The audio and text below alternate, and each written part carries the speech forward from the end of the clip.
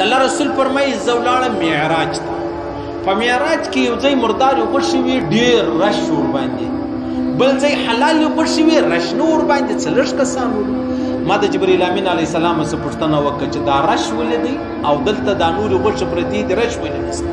ویلې ول یا رسول الله دا ستا امت دی، دا مردارې غوښې چې دي هغه پرېتۍ ښځه ده، نامحرمه ښځه ده، دا خلک بدکارۍ کوي پر هغه باندې رش دی، او دا حلالې غوښې چې کومې پرتې دي دا یې خپلې کوروالاوې دي، دغې پرې ایښې دي تللې دي په نورو خبرو پسې. دا د الله رسول فرمایي ما د معراج په شپه ولیدل.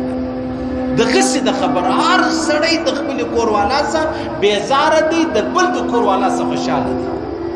ښځه د خپل خاوند بېزاره دی او خاوند د خپلې ښځې بېزاره دی، او دلته د هغه خاوند د پرېدۍ ښځې ته ځینې راضي دی، خوشحاله دی.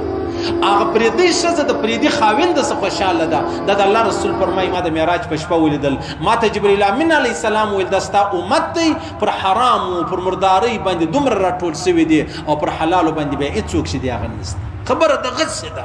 خاص ته به پرون ماښام محمد رسول الله دا خبره ما او تا ته کړې ده، که نه دا 1400 کاله مخکې خبره ده.